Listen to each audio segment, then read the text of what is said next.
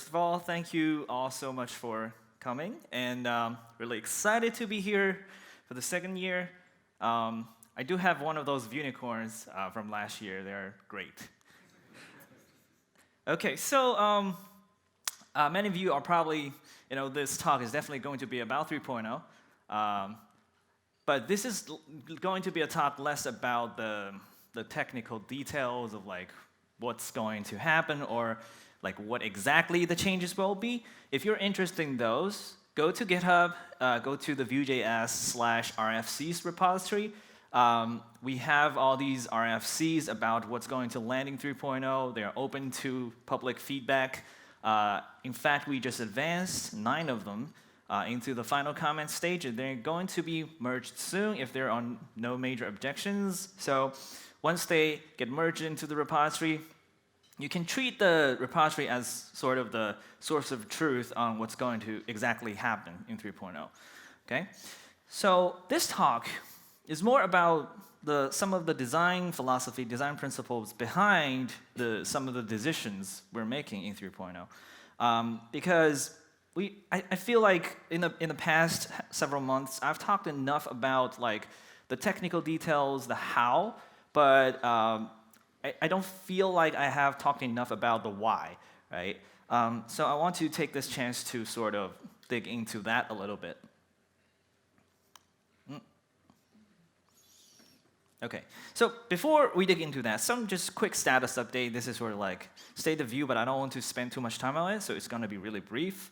I think we recently passed 1 million weekly active users of our DevTools extension. So this is the most relevant metrics that I personally think shows how many developers around the world are actually actively using Vue.js as their the tools of choice. So yeah, 1 million users, yes.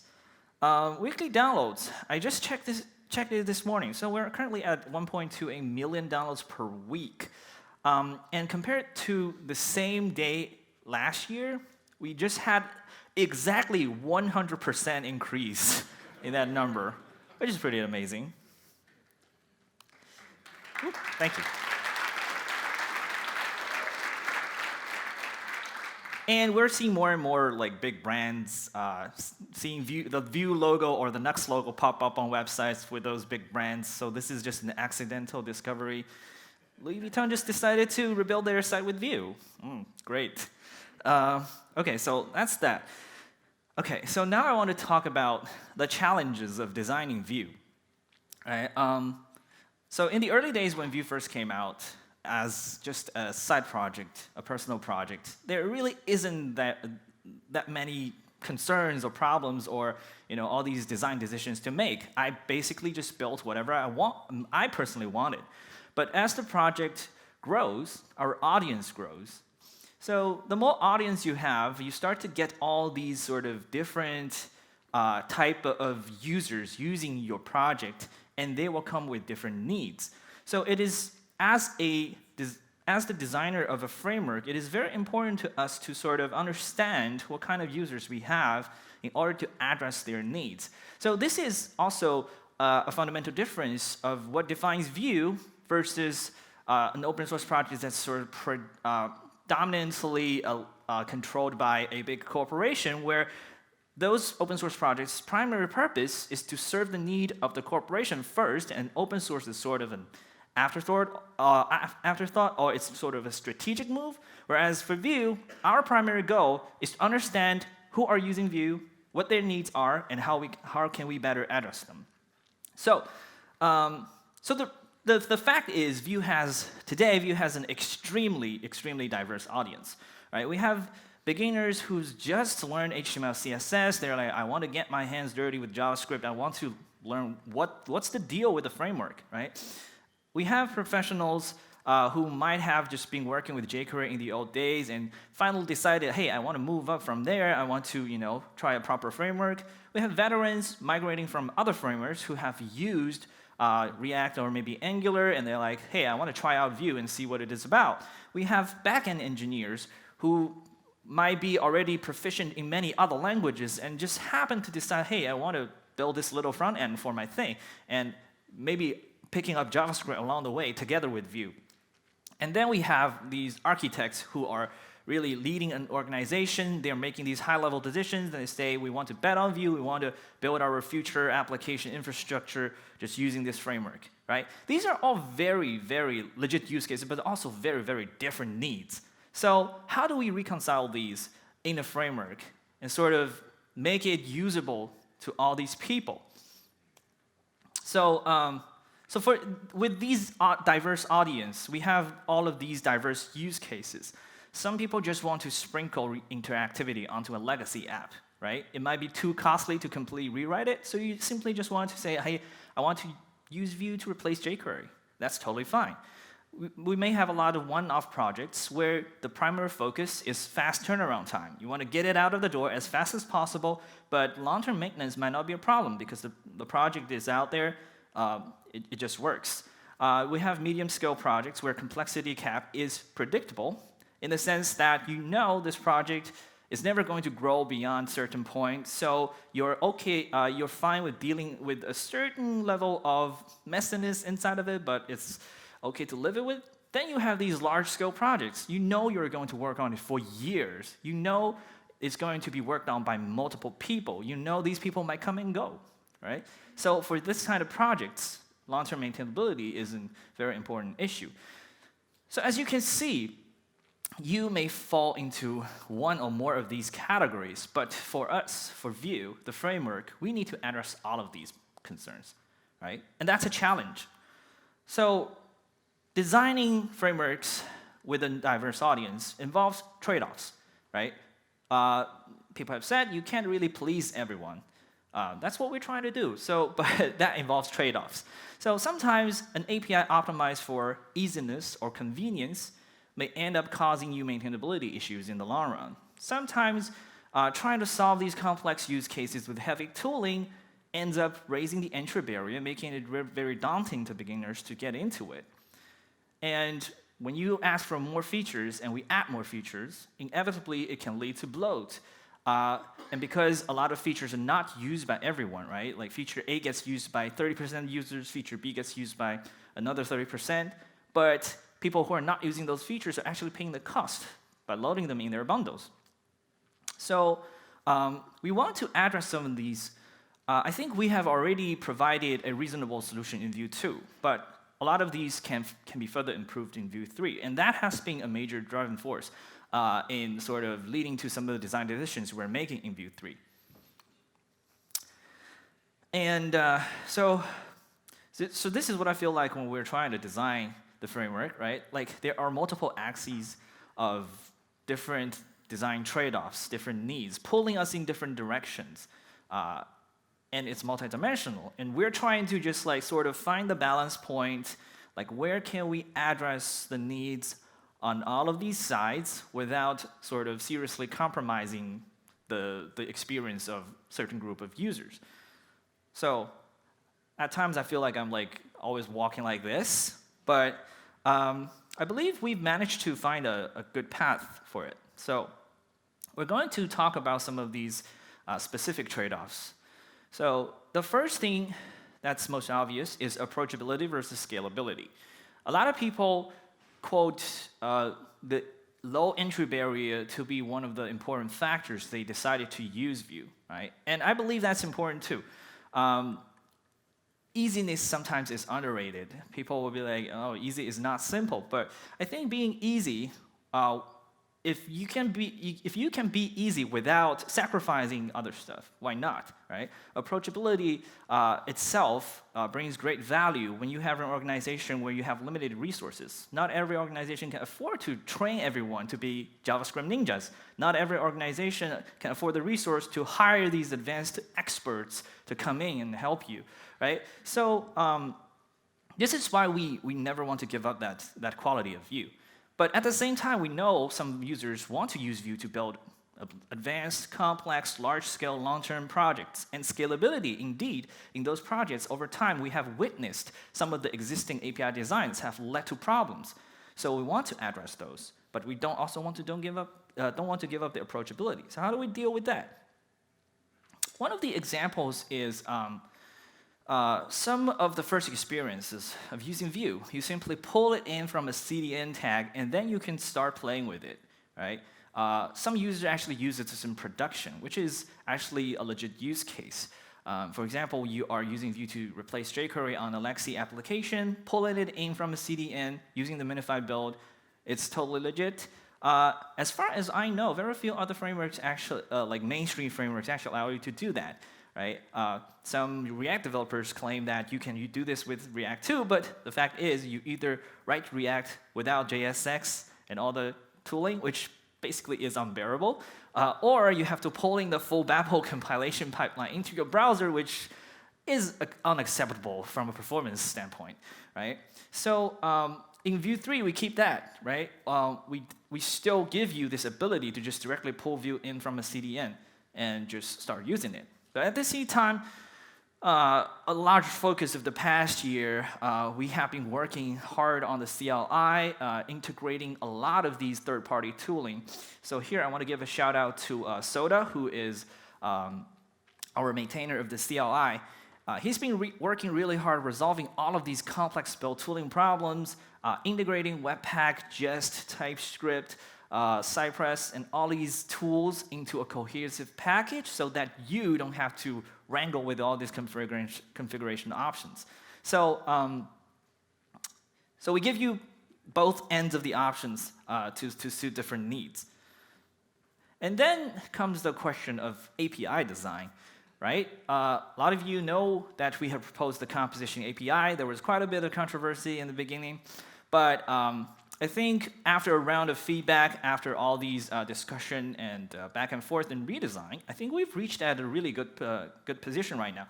So the next talk after me will dig into more details of what Composition API is about. So I won't be talking too much about what it is here, but the overall arching theme of Composition API is first exposing some of the internal APIs of Vue.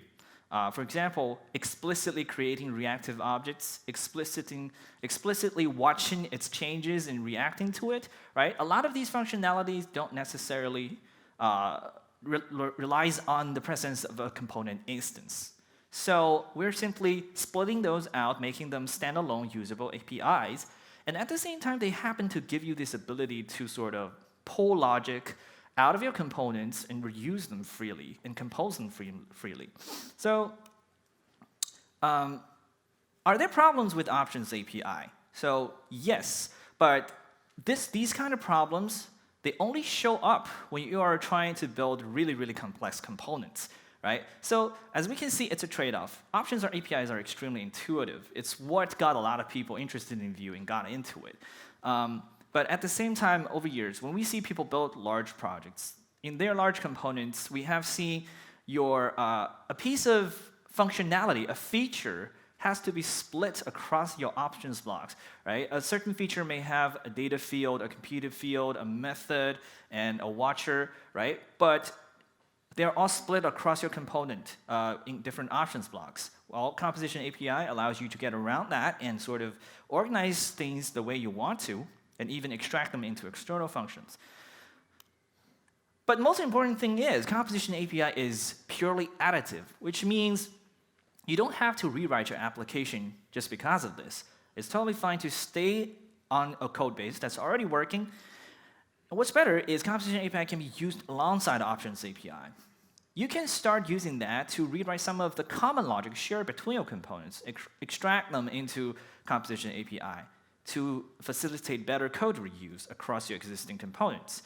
Third-party libraries can start leveraging Composition API and exposing their APIs in a more explicit fashion, right? In some of our existing plugins, some plugins are kind of injecting global variables on the Vue prototype everywhere, which is sort of a okay practice in small-scale situations, but can lead to confusion when you have multiple people injecting things all over the place.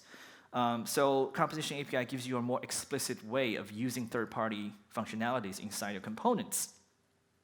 And it also provides excellent TypeScript support, which is one of the things that we definitely want to address in Vue 3. And that brings us to the TypeScript versus JavaScript problem. To a lot of you, you might be thinking, is TypeScript really necessary? Do I have to learn TypeScript to use Vue 3? The answer is no, definitely not. You don't have to, right? So Vue 3 itself is rewritten using JavaScript, but the primary purpose is to increase the maintainability of Vue itself and also provide better TypeScript definitions for those who do use TypeScript. This does not affect non-TypeScript users at all. In fact, it benefits non-TypeScript users. So I'll talk a bit about that in a moment. But so for those who decided to use TypeScript or wondering whether you should get into TypeScript, it's a trade-off too, right? There are pros. The pro is TypeScript comes with excellent IDE support for autocompletion and type information. Once you have a well-typed API or a typed module or a function, when you use it elsewhere, as you type, you get autocompletion of all the arguments and their types, what you expect, what it returns, right? Everything is right there, right as you type. And then it gives you confidence when refactoring old code in large projects, right? This is not that much of a problem if you're just building one-off projects, but like if you know you're going to work on this thing for 2 years or 3 years, like how many times have you looked at your own code from 1 year ago and wondering what the hell was I doing, right? So TypeScript, helps you with that. We've been using TypeScript since the start of Vue 3, and we found it to be extremely beneficial for these low-level, framework-level projects like that. Because when we are working on the design, we're iterating over how things should be arranged, how things should be architectured. And we do massive refactors from time to time during the initial development phase. And TypeScript gives us that confidence. You know that when you fix all the compilation errors, your code is likely to work at runtime. Now, the cons, obviously, is the learning cost, right? In order to write good TypeScript, you do have to invest quite a bit of time in learning it properly. And in order to write a good library using TypeScript, it takes even more. So Vue 3 actually provides a really, really pleasant type experience when you are using our API, and you don't even need to annotate anything. All the inference just works naturally. But if you look at the internal TypeScript we wrote in order to get that level of inference, you'll be probably like, wow, what the hell is this? There is definitely a learning cost. So when you are just starting out a new project using TypeScript, your initial development will likely be slower because it kind of forces you to first think about the types before you can write any actual code. So it's an initial investment that will benefit you in the long run. But whether that's a worthwhile investment depends on the type of project you're working on. So I just want to make that clear and sort of want to avoid the kind of argument saying like TypeScript is good or bad. It's not just like a black or white thing, right? It really depends on the type of thing you're trying to build. Okay, so in Vue 3, the most important thing you need to know about TypeScript is it benefits JavaScript users as well. Because when you use an IDE with TypeScript support, for example, VS Code, and you install Vue from npm, we ship the type definitions with Vue in the npm package. And VS Code will be able to look up that type definition file even when you're using JavaScript, right? So it sees in your JavaScript you're importing some API from Vue, and it will actually give you auto-completion and type information even in JavaScript files. So it even pulls up the inline documentation written as comments alongside those APIs. I want to give just a really quick demo here. Let's just test JS. Oh, yeah, it's already there. So import create app from Vue. As you can see, I'm writing normal JS. So I'm importing from Vue. This is inside my development repository. Let's make it bigger. So this is a new API from Vue.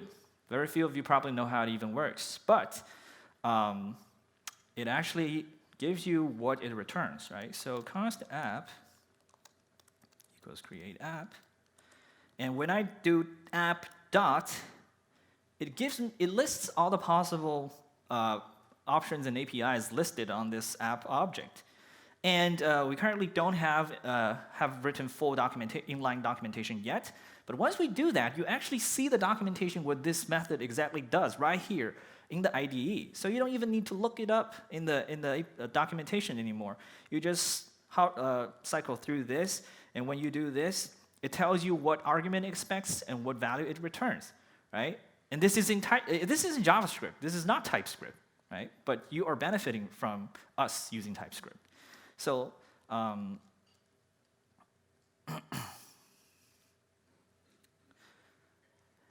another important aspect is when we are trying to think about TypeScript support in Vue 3, we noticed an issue in some other frameworks which primarily use in TypeScript. For example, Angular, right? Angular is a de facto TypeScript framework. If you ask an Angular developer, do you use TypeScript? 99% the answer is yes, because there's literally no reason you would use plain JavaScript with TypeScript, because the experience will be simply inferior, and the code will look different. There's less documentation. Everything is just different. But in Vue 3, our goal is to make the TypeScript experience as close to JavaScript as possible, so that the code, written component code in Vue 3, whether it be in TypeScript or JavaScript, you'll be able to understand it. When you're using some code written by other developers using TypeScript with Vue 3, you'll still be able to understand what's going on. You don't need to be a TypeScript wizard to understand the code written by other people using TypeScript. So that's an important design consideration for us, and we've achieved exactly that, right? So you'll get a more first-hand experience of that when you look at the composition API and think about how type would work with it. The answer is, from our experience, writing composition API or just plain Vue options API component code in Vue 3, 90% of the code will look identical in JavaScript and TypeScript. There are very few cases where you actually need to use explicit TypeScript annotations. All right, so then there's the problem of template versus JSX. This is a big thing when it comes to React versus Vue, or in general, some people are really, really not happy with using JavaScript to express their UI structure. Some people are completely the opposite. They're like, template strings are terrible, right? So why provide both? The primary concern, again, is approachability. As we said, Vue have diverse use cases. A lot of our users come from a HTML and CSS background, and they want to get into the frameworks. For them, transitioning from HTML with sprinkled reactivity on top of it is much easier than having to completely rewire their mind and start thinking in JavaScript. But on the other side, we also have to acknowledge for example, back-end developers or someone who've primarily done iOS or Android development, who don't really deal with HTML at all, and they come into Vue, and they'll be like, why do I have to now write my code using a string template? I just want to use code everywhere. So you kind of have to understand where they're coming from both sides. So Vue, in fact, is able to provide both, right? Our default experience is based on templates, but we compile templates down into JavaScript code, into render functions. And we actually have a full virtual DOM implementation underneath, which allows people who want more control, who want more flexibility, to drop down into that layer when they want to. But most importantly, we want to be an inclusive framework. And being an inclusive framework means being approachable to users from all backgrounds. We don't want to say Vue is only for this kind of people. We want to find value for anyone who wants to use Vue. Plus, templates allows us to get better performance. So this is something I spent a big chunk of this year actually working on and figuring out how we can get over the bottleneck or the overhead of virtual DOM.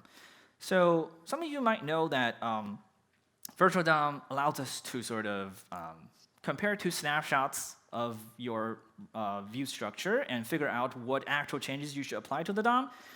In most cases, it's relatively cheap and fast. However, there is still a cost because you're recreating a lot of JavaScript objects on each update. You have to always walk through the whole tree in order to figure out what has actually changed, right? So that's sort of brute force dirty checking in some sense. And there is a cost to it, and it compounds as your application gets larger. The worst part about Virtual DOM is no matter how little dynamic content you have in your template, you always have to walk through the whole tree to find out what has exactly changed, right? So, Vue already addresses a higher level problem of Virtual DOM performance by making sure each of our component reactively tracks its own dependencies and updates only when needed. But inside each component, we're still using the traditional Virtual DOM different algorithm, right? And here's the problem I was talking about. Imagine we have a big piece of template with only one dynamic interpolation inside of it. The obvious, most efficient way to update this is simply checking whether that piece of text has changed. You shouldn't do anything else. And we can actually already see that information by just looking at the template. However, when we compile into Virtual DOM, we somehow become dumb and have to just recursively walk through the whole tree and figure out, oh, finally, this node has changed. OK, now we can change it. More importantly, for each level of nesting, in Virtual DOM, you can't make assumptions about the order of these things. So you have to assume they may be rearranged. There might have been new elements added. So all these edge cases have to be considered when you're diffing the Virtual DOM. So you're doing list comparisons every level down. So this kind of is extremely wasteful. So how can we get around with that? And you might be thinking, OK, so we know the template is here. So there must be some way to figure it out. And the reason we cannot do it when people are using JSX or using plain JavaScript render functions is because JavaScript is too dynamic. When you have a full language, because JSX is built on top of JavaScript, anything can literally happen. People can use imperative loops. People can save a node somewhere, mutate it, or clone it with some other new value. When you do all that kind of stuff, it just makes all these optimizations nearly impossible because there are too little assumptions you can make about the intention of the code. You essentially have to have an extremely smart flow analysis, which was what the pre-pack project from Facebook was trying to do, but they kind of scratched that idea because it ended up being too damn hard, right? OK, so now we're seeing some new frameworks, for example, Svelte, being smart about the templates. They are compiling templates directly down into imperative operations. So that's great because like when you compile Svelte template, the only change it's doing is literally this. This is great, right? But the problem with this strategy we found is it sort of makes the whole updating process a semi-black box because you don't have this intermediate representation of Virtual DOM anymore. So you cannot write your own render functions in cases where you need the full flexibility of JavaScript, right? There are a lot of interesting things you can do. And in fact, a lot of Vue internal components like keep alive, transition, or the whole Vuetify library, they are written using render functions because the flexibility it affords them. So how can we get the best of both worlds? We want blazing fast, efficient updates, but we also want the flexibility of Virtual DOM, of render functions. So let's think about what information we can extract from the templates. Inside the templates, we notice that there are no node structure changes at all. So the only thing we need to sort of record as a changeable piece of data is this single text node. So, but when does that assumption break down? That assumption breaks down when you have conditional rendering, for example, v-if blocks, right? Now you have entire blocks of content that may or may not be there. It may contain dynamic content, it may not. So how do we think about that? How do we deal with that, right? So we can partition our template into different areas, right? So once you partition the v-if block into its own sort of boundary, its own what we call a block, right? Now we have two blocks, an outer one and inner one, And within both of these blocks, the dynamic node structure is completely stable. So there is no node structure changes. Like we treat this whole v-if block as a node of the parent block, right? So now we know we just need to, okay, so for the outer block, the only thing that may change is this if node. Now when we go into the if node, the only thing may change is this message.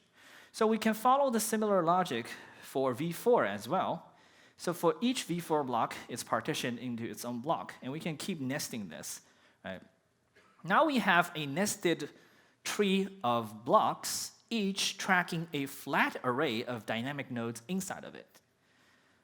Okay, so I call it a block tree.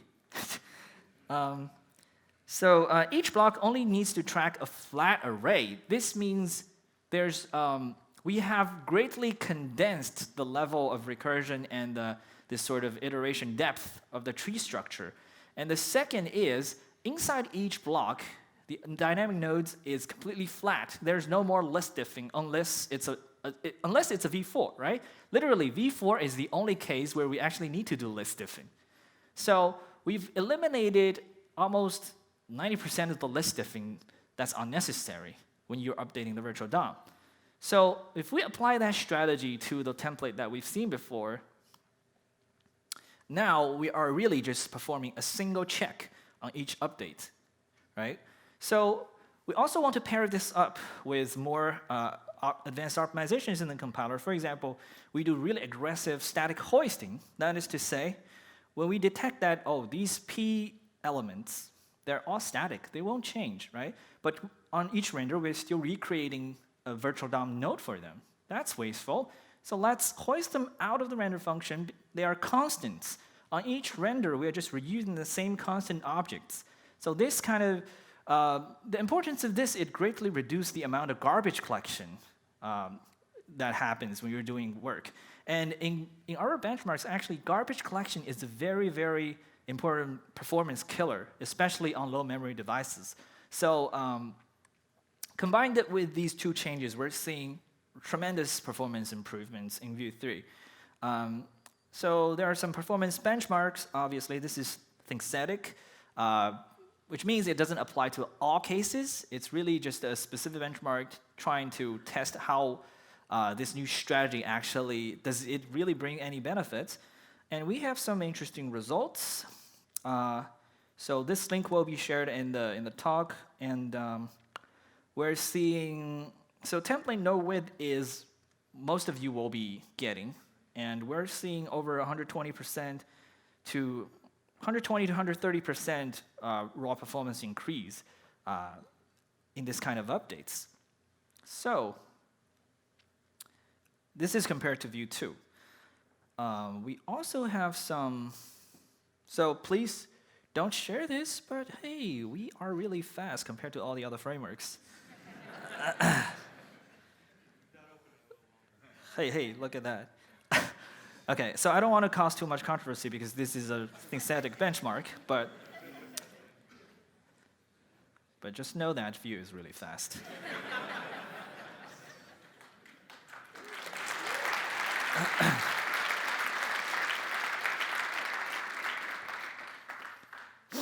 Okay, so we've talked about some of the approachability, scalability, and performance issues. Now I want to talk about power versus size, right? We have a dilemma in Vue 2, in fact. When people start to request features or send pull requests on new additions to the framework, we're often sort of faced with dilemma because we are already sort of 23 kilobytes in terms of runtime size, and we already ship transition module, keep alive, vmodel. A lot of these features, some users may not even use in their bundle. And we want to think about, like, if we were to add more features into Vue in the future. For example, we want to add support for like fragment, portal, suspense, and all these kind of stuff, right? Every new feature added increased the bundle size for every user, regardless of whether they're using it or not, right? So this kind of places a cap. Like, we're really like sort of out of budget will eventually be out of budget one day. So we can't add any more new features, and that would suck, right? So how do we deal with that? So the answer is, in Vue 3, we are making most of these APIs and internal helpers provided as ES module exports, right? So in the CDN build, with the global view, all of these will still bundled because there's no other way around it. But if you're using an ES module build with a tree shake capable bundler like Webpack or Rollup, right? All of these features are imported as ES imports, and a lot of the features you don't use, for example, transition, vModel, keep alive, suspense, and all this stuff, if you don't use it, they don't get imported, and they'll be tree shaken from the final bundle. So the new baseline, as we promised earlier this year, is going to be around 10 KB gzipped, right? So that's like less than half of the size of the current runtime.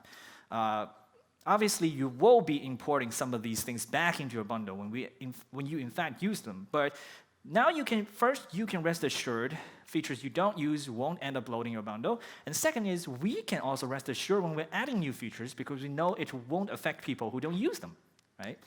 So the compiler, when you use your templates, right? When you use a feature like vModel in your template, the compiler in fact generates tree shake friendly code. So here's a demo, right? A simple piece of vModel content. So the code may look a bit convoluted because there's a lot of advanced optimization options turned on. So just sort of ignore that. But when you say vModel equals text on the left, you see that vModel text is being imported from Vue, right? So the granularity of this sort of tree shaking is that when you have a text input, we import the code specific for handling text vModel. And if you change it to type checkbox, we import vModel checkbox code instead. And when you use code like keep alive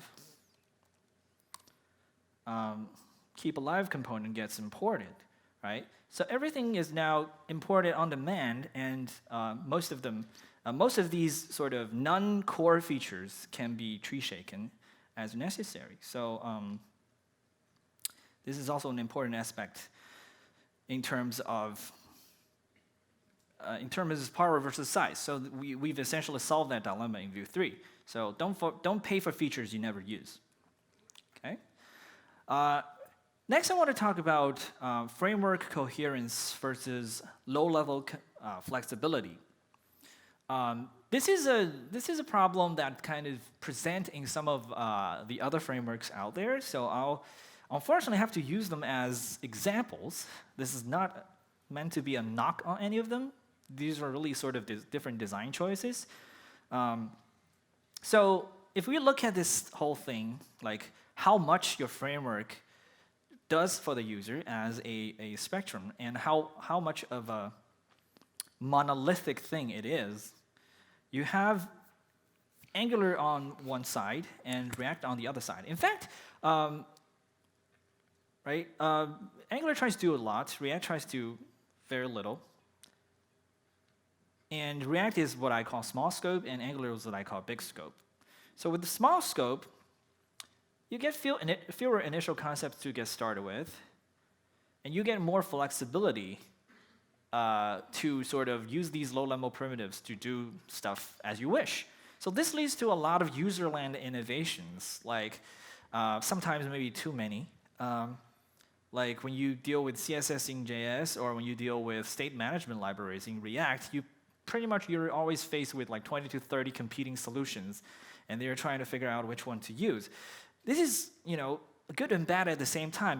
The good is that there are a lot of interesting ideas coming out of the sort of competition innovation scene. But at the same time, as an end user who just wants to get the job done, it's sort of like a headache. Like, which one should I use? I have no idea. So we have a small scope. You have a smaller maintenance service, so the team can focus on some more ambitious ideas, or ideas that are not imminently useful in the near future. This is what the React team is doing. They are investigating some of the sort of concurrent mode is one of these things. They've been working on it for like years, right? And it's a really risky investment because no one knows whether it will eventually pay off. The cons is, for the end user, there's a lot more plumbing work needed when you're trying to solve inherently complex problems because they don't go away. So if you don't solve those problems for the user will have to figure out how to solve them themselves, like routing or how to deal with component-based scope CSS, how do you deal with state management, how do you build a CLI. All of these things, the user now have to figure out themselves, so it has to be community-powered. And patterns naturally emerge over time and become semi-required knowledge, right? If you're a React developer and someone asks you, like, do you know Redux, and you say no, they'll be like, you're not a real React developer. Right? So patterns naturally emerge over time and become semi-required, but they're not officially documented or recommended at all. Essentially, the React team is like, we're not endorsing anything. Just pick whatever you want, right? So it's a trade-off. And sometimes ecosystem moving too fast can lead to fragmentation and constant churn, right? A lot of React developers are like, oh, I just picked this CSS in JS library last month. It's great, but now there's a better thing coming out. Should I switch? And we have large scope pros. So on the other end, we have these large scope frameworks like Ember, Angular, Aurelia. They try to sort of do everything for you, solve all the problems for you. Most common problems can be solved with built-in abstractions, which is nice. You just follow the convention, and you can probably just solve 90% of your needs. And there is a centralized design process. So that ensures framework coherency. Coherence. That's, in my opinion, an important pro for this kind of large scope approaches because for the end user, knowing that when you run into a problem, there is an official endorsed solution that is guaranteed to work with the other existing solutions is really beneficial. The cons of that is, when you force everything on the user at the same time, it becomes a higher upfront learning cost. You have to sort of grasp how the whole framework fits together in order to feel confident in just start writing a hello world. And then, if the built-in solution doesn't really fit your use case, sometimes it can be inflexible. Now, this depends on how the internal structure is designed and how you expose these internals. Not saying every big scope project suffers from this problem, right? Larger maintenance surface makes introducing fundamental new ideas much more costly, right? So the Angular 2 API pretty much has remained the same over time. They're doing some internal big refactors, but when you have a really, really big API surface, it's extremely risky to say we are just overhauling it, just like what happened to Angular 1. OK, so we try to pick the middle ground. Vue is, as we coined the term progressive framework, we're sort of like progressive scoped. A layered design that allows features to be opt-in in a progressive manner. Many of you might have seen this graph where we sort of look at the framework like an onion, where you have layers and layers of different features added on top. But at the core, we are really just providing declarative rendering and reactivity. And then on top of that, we build a component system that gives you a way to sort of split your code into self-contained units. Then when you need routing, you can add Vue Router. When you need large-scale state management, you can add Vuex. When you need a CLI, you can use the CLI. But none of these are sort of required knowledge at the first moment you start learning Vue. The first moment you start learning Vue, you're starting with just this. You can just pull it in from the CDN and start learning what this is about without having to pay the other, understand how all of these things fit together. So that's sort of a progressive learning path that we really want to, we value a lot, and we want to keep that quality for Vue. Now, so this leads to low entry learning barrier, but we still provide documented solutions for these common problems. When you have learned the basics, you're progressing, and you're saying, I need a routing solution. And you look around, oh, there is an official router. Great, so you use that. And when your application grows big, and I need to manage this shared state. So you have a state solution for that. And all of these things when you add them to your application and you open your DevTools, you notice, oh, that works with the DevTool too, great. And when you use the CLI, you say, okay, I need a router, and the CLI just scaffolds the router for you. That's what I mean by framework coherence, is that these pieces are designed to work together. But when you learn them, you don't have to learn them all at once. Right? So this is, again, a design challenge. And I think, interestingly, Vue naturally arrived on that path because we essentially developed our framework this way. Vue started out just implementing this and declarative rendering and component. Then we added routing. Then we added state management. Then we added the CLI. And during that process, we still managed to keep them still well layered so that it can be learned progressively, but they all work well together. So that's an important factor. So what are we doing differently in Vue 3, right? We definitely want to keep the same coherent experience as Vue 2. That's definitely not going to change. Router, Vuex, and test utils will likely receive their respective updates to align with this vision. And the theme will be simplification because with the new capabilities, tree shaking, and composition API, we feel some of the solutions like Vuex can be drastically simplified. We can probably reuse a lot of the reactivity API exposed to replace Vuex in a lot of simple cases.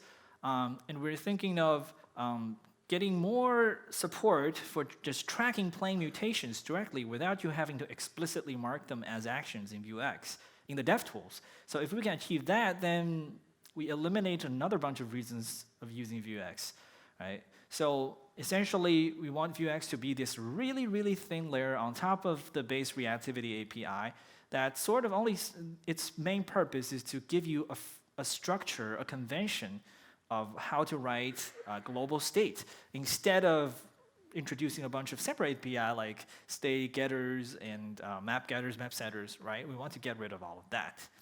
So, and Vue 3 opens up more internal capabilities. By low level, I mean really low level, like custom renderers and custom compilers. So the capabilities already exist in Vue 2. Vue 2's architecture allows you to do that, but we haven't really documented it as first-class APIs, nor have we really give you a very ergonomic way to use them. If you think about what I mean by a custom renderer, just think something like React Native, or we do have similar projects with Vue 2, for example, VX and NativeScript Vue. Both use the Vue syntax and the Vue runtime to render to native views on iOS and Android. They had to fork the Vue source code in order to use Vue to render to alternative targets. But in Vue 3, we're just giving you a really straightforward API to do your own thing. So, wait, this is wrong. Scratch that. This one is removed. So the only API you're going to use is create renderer, and you just call create renderer with a bunch of options. These are related to node operations. For example, insert is basically node.insert before in the plain DOM API. Remove is just remove child. Create element, you know what it means, right? So you just have to replace these with the specific APIs for your target platform. And if you don't have a target platform, that's fine too. You can just lock the operation and not do anything. Or you can create a custom data structure and then serialize it, or you can print it to PDF, or you can draw it to the canvas, or you can print it to the terminal, right? You can literally do anything you want using a custom renderer API. And this is platform agnostic. It'll just run in Node.js. So you don't have to even run it in the browser. And finally, we're opening up the compiler pipeline as well. So the new compiler exposes a lot more low-level functionalities like parse, transform, generate APIs. So the parser can be used to say, in fact, the new single file component compiler is directly using this low-level parse. The same parse can be used, maybe leveraged in external tooling like Prettier or ESLint plugins. so that they don't have to duplicate all of this logic themselves. And now we have a single source of truth in terms of parsing Vue templates. Then you can inject custom transforms into the compilation pipeline. This can be exposed as an option in CLI or Vue Loader, where you can sort of have a custom transform where you visit the node and check, oh, this is interpolation node. I want to change its content, right? You can have slugs inside your templates. You can do compile time internationalization, or inject accessibility attributes into certain types of elements. A lot of possibilities with custom compiler plugins as well.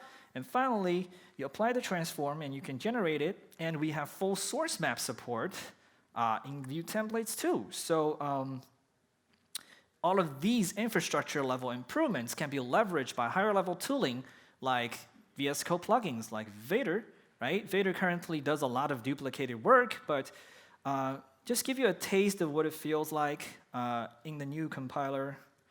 Let's just look at the left side. If I do div vif, you see this, it marks the specific area in a template that has an error and tells you it's missing an expression. So you add the expression.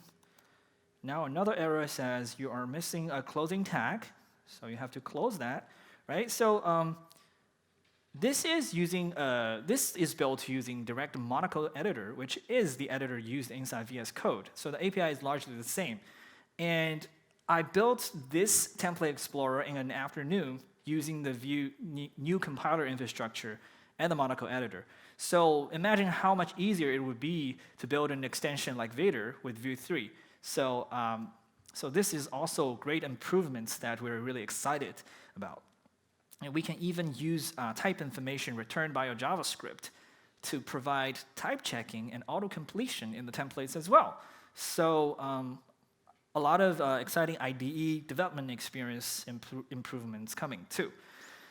And I think that covers it. So that's what I want to talk about today. And thank you very much. I hope you're excited about Vue 3 as I am.